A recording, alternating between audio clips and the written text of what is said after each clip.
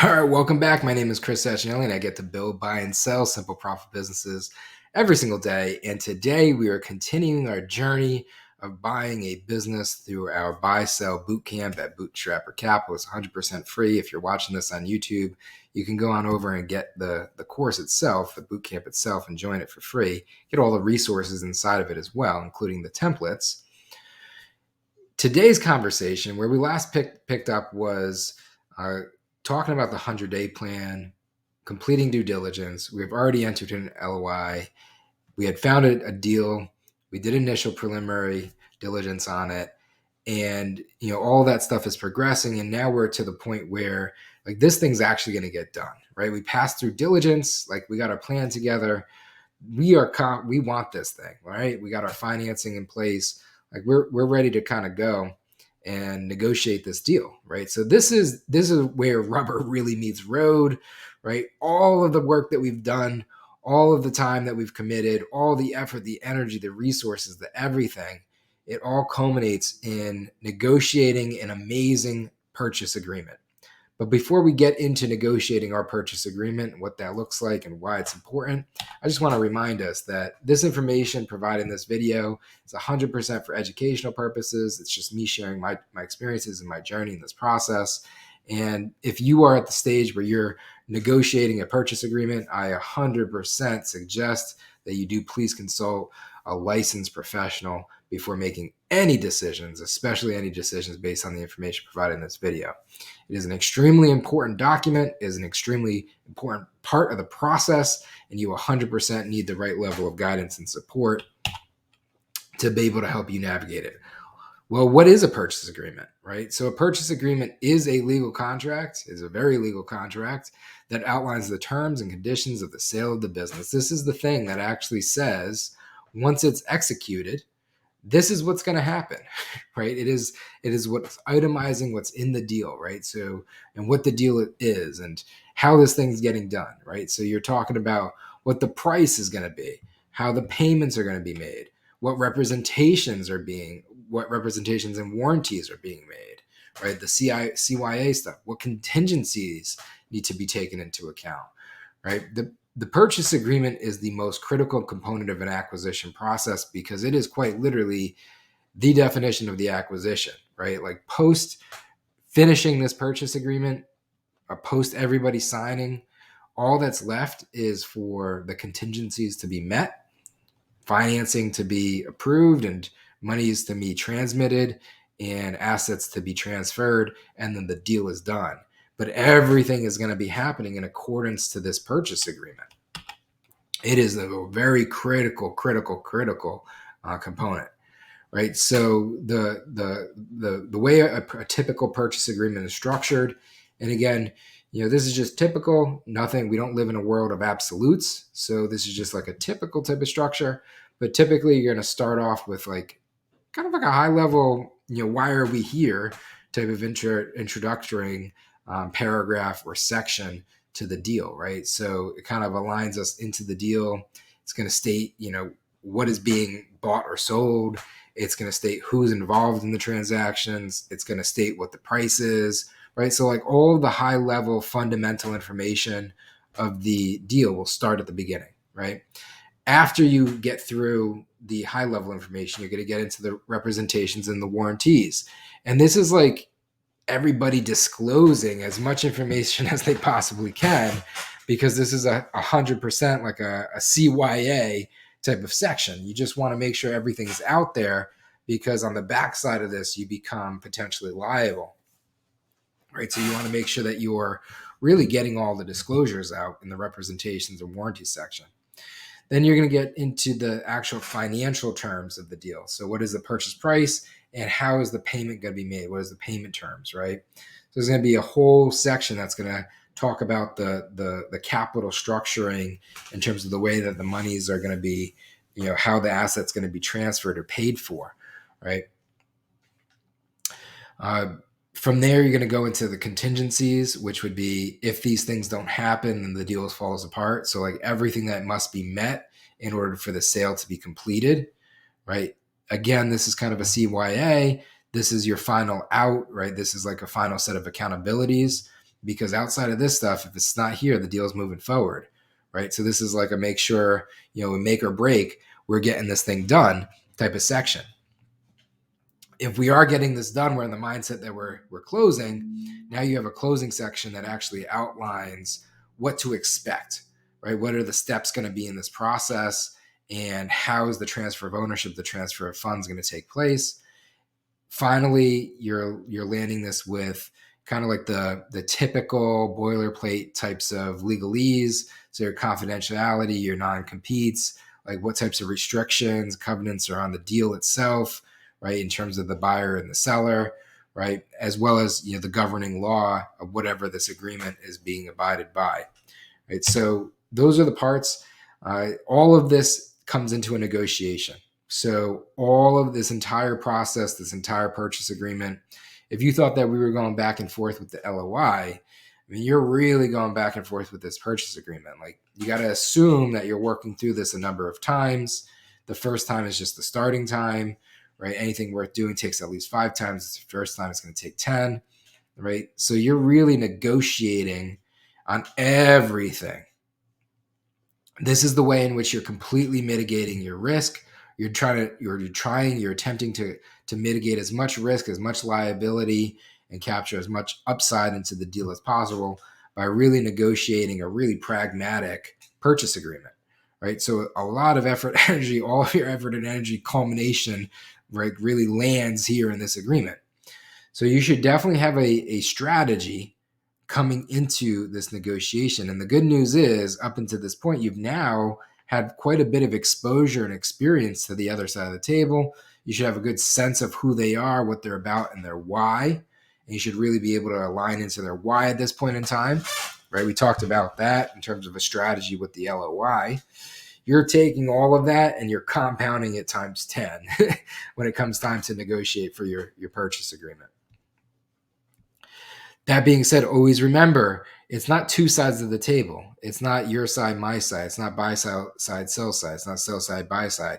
It's one deal, same side, right? You're really trying to get to the same side of the table. You're trying to make this a win-win opportunity for everybody involved. That's how the best deals get done, right? You can't do a good deal with a bad person, right? Bad people do bad deals, right? Bad people, typically bad business, right? You want to do right by everybody in this. And at least one person needs to take accountability for that to be the case.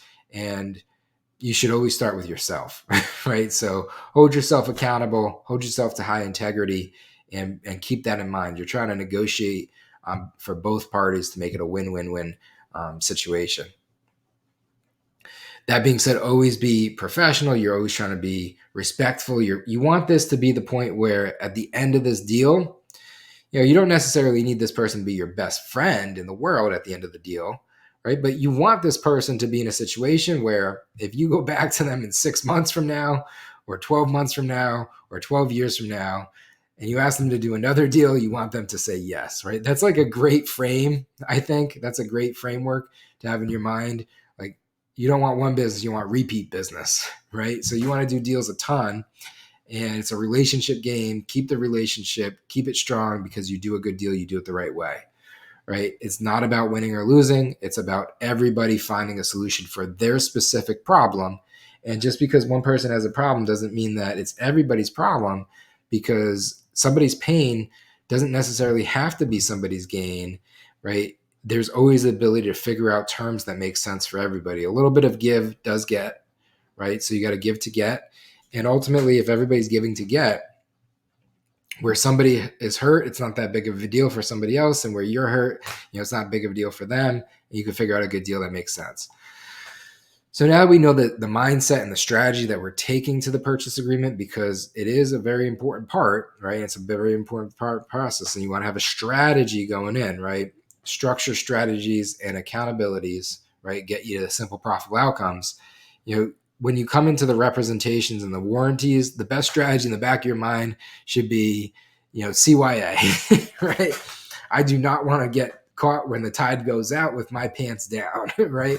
So you want to make sure that all of the things are being exposed and uncovered and shared, right, in the representations in the warranty section, so there's absolutely no surprises after the acquisition. This is what ultimately covers your butt, after the deal gets done, and also helps facilitate the deal, while you're working through it. So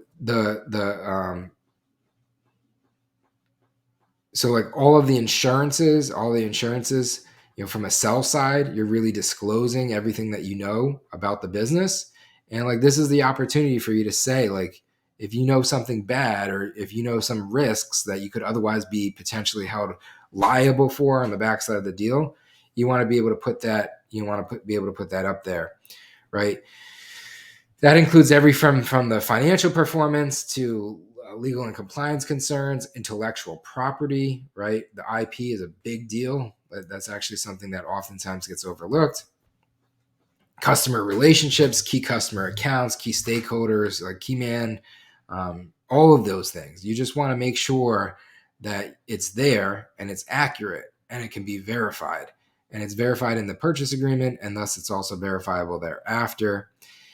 And you want to make sure that like there is a back and forth. So you do want to make sure that there's a discourse back and forth, because at the end of the day, like any breaches to any of these things could ultimately create, issues or conflicts on the backside. And the best way to approach it is just to say, hey, I want to avoid that from the beginning on the upside, get as proactive as possible and as be detailed as possible and intentional and diligent as possible. Now, the good news is you had already completed diligence. So from both sides of the table, it's not just on the seller to disclose, right? Oftentimes the buyer kind of like wants the seller to not kind of disclose, but the reality is you did diligence. Like, it's an opportunity for both parties to be able to get the most possible exposures as possible, right?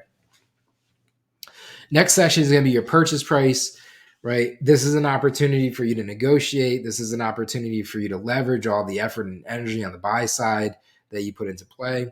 And if you have some strategy from the sell side, you're also making a defensible argument against motive of your price as well in this situation. But there should be a healthy discourse back and forth. Sometimes there's not, oftentimes there is, but it should be grounded in facts and reality. It should be hyper pragmatic. You should be pulling forward all of the effort and energy that you put in from your preliminary due diligence all the way through your diligence, all the way through your 100-day plan, right? You should be able to make factual statements, right? And design strategic arguments that are defensible in reality and grounded in reality, to then be able to put yourself in the best possible position to negotiate the price in which you believe is fair, right? So nobody should try to win or lose when it comes to negotiating price. The fact of the matter is you should just put your best foot forward in terms of pragmatically letting the market make and equilibrate at what a perceived fair price is to both parties. And there should be a justification behind it, right? This is where you kind of earn your salt in a sense. You really want to be able to have a good structured, coherent statement and argument and thesis and be able to back into it appropriately and convince everybody in the deal that that's what the price should be, because there's a clear and strong and compelling why behind it, right? And then in terms of, it's not just price, it's price plus terms. Reality is like a lot of people get caught up on price. We're a very price conscious society. For whatever reason, price has been normalized as being like this important thing. That's the most important thing. But the reality is, let me pull back curtain for you as an astute buyer, right? You're more important. What you want to focus on more is the terms, right? You could pretty much buy anything in the world at the right terms, right? So, simple example of that, off the cusp, I could come in and offer you $1 billion for your business tomorrow that's doing $1 million in revenue. And you're like, wow, you're going to give me $1 billion. It's an amazing deal. And I say, yeah, I'll give you $1 billion over 1 billion years, right? Terms, right? So you got price and then you got terms. Oftentimes terms are used as a creative way to get around price. If you can't find a meeting of the minds at price, which oftentimes is where a lot of the conflict comes into play, because sellers are typically more emotional than buyers, right? It's their baby or whatever the case is. They're more vested in the business, so they have more of an emotional perspective because they have a certain price. If you're a strategic buyer, you don't necessarily want to negotiate on price. What you want to really do is say, all right, I could get you that price, but on these terms, right? And then you get to your negotiation around your term structures, and that becomes your deal structure. I have a personal passion for doing that. I really genuinely believe I'm very, very good at negotiating good terms and negotiating great deals for a lot of different reasons. Now, inside of this deal, inside of this purchase agreement, say you figure out what price and terms are, you're gonna want to have contingencies in place, right? So the contingencies are there to protect everybody in case something. Think of it almost like an insurance policy. In case something unforeseeable happens, right? So you have the warranties, right? The representations, the warranties, kind of like disclosing against future liabilities, right? The contingencies are like additional there to risk mitigate against unforeseen things, right? That potentially could kill or impact the deal. Such contingencies could be, securing financing, right? What happens if I'm going through this process and at the end of the day, there's no money there, right? If you have a contingency in place that, this deal is contingent on the fact that I can secure third-party financing. If I don't secure third-party financing, I can't be held accountable to be able to continue the deal. But if that contingency is not there, then perhaps I could be, right? So you want to be very diligent about making sure you're itemizing the right level of fair contingencies. And these are all negotiable, right? So on the buy side, I highly suggest that you put forth as many contingencies as you possibly can. On the sell side, I recommend that you really look at them and you negotiate selectively with what contingencies you want to be a part of the deal.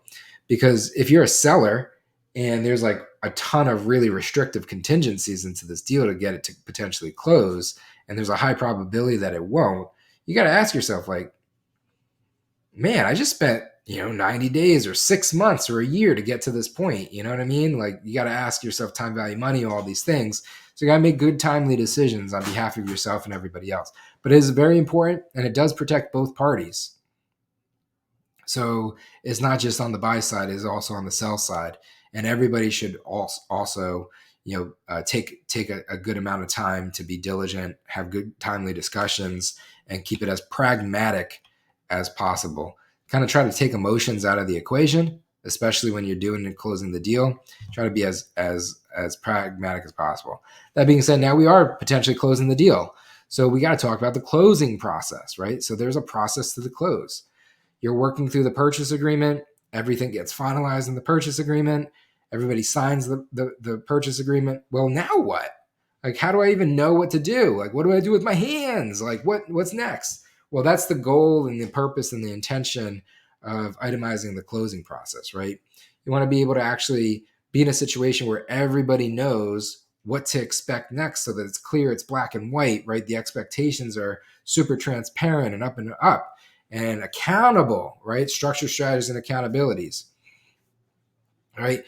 The timing of the close. What's the timeline, appropriate to it? What's the process that we're going to follow? What documents are going to get executed? How are the funds going to get transferred? What is the transfer of the actual assets or the business going to be, depending on the deal structure, right? It's really just important to know all of these things, because these things also will typically affect the contingencies too. So you don't want to time out of a deal, right? Or have some sort of thing that tripwires the deal or contingencies in the deal. And you got people involved. Oftentimes you got professionals involved. Depending on your cost structure, you also want to make sure you're moving things along, because you don't want those bills to start to pile up, because then that skews your potential return on the deal, or the cost basis of the deal at least, right?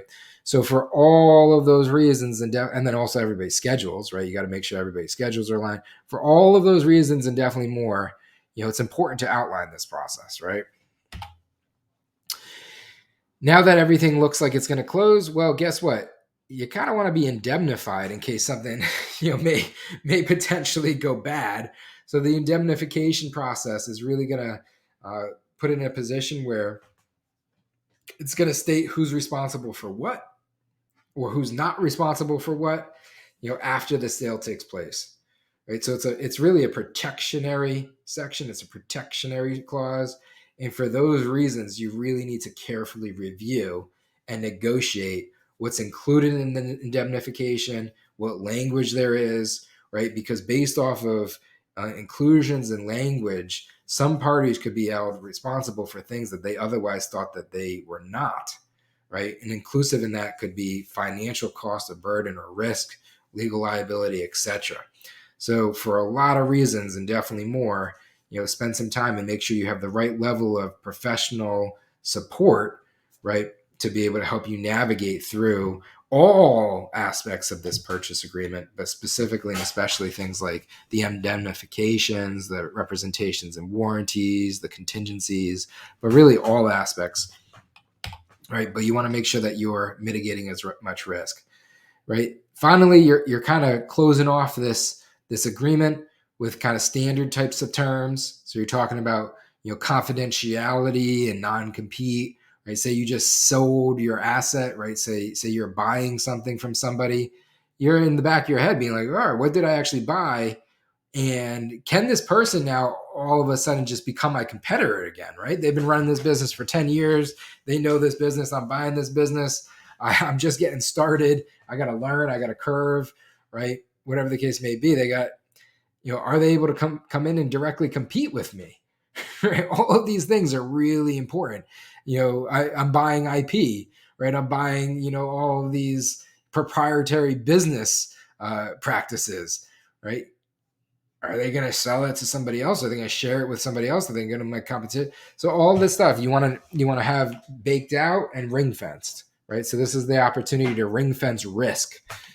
All of this is actually at the end of the day ring fencing risk, and you're ring fencing risk within the law of the agreement, the governing law of the agreement in which you are writing this. And that's going to ultimately dictate, where the disputes get handled, how the disputes kind of get handled, under what type of law and case law. And again, I'm not an attorney, so I don't know the specificity of this. I just know it's an important part because things do happen, right? Life is a very real thing. Poo-poo does happen. And if it does, you want to be in a situation where you're able to combat against anything that's adversely affecting you in the best possible manner. Right? At the end of the day, the purchase agreement is an extremely, extremely, extremely important part of the deal. It is in most parts, could be essentially just assumed to be the deal itself, right? So you really do want to take some time. You want to put all of your intentional thought from all of your collective efforts all the way through this process to date. You want to put strategically all of that stuff to work as you're working through the purchase agreement. You want to strategically position yourself and navigate this process to the best of your possible ability. You want to bring in all the right level of stakeholders to be able to help you navigate this process so that you're leaving no stone unturned, because it is quite literally the definition of a good deal versus a bad. Leaving yourself in a position of risk and liability versus putting yourself in a position to have your best foot forward, to be able to get a good, potentially great deal done, and at the end of it have a life-changing event for both parties involved, right? So both parties have accountability to making sure this is done very, very, very, very, very, very, very, very well. That being said, that's the end of the purchase agreement. Huge milestone. There's only a couple of steps left before this thing is actually like a done deal totally. And we're going to get into that. If you're watching this on YouTube and you enjoyed this content, please like and subscribe. We do have a free boot camp that walks through the whole process. Content's available as well, outwardly on YouTube, but then we also have templates and other things to help support the process. Till next time, let's jump into the next one.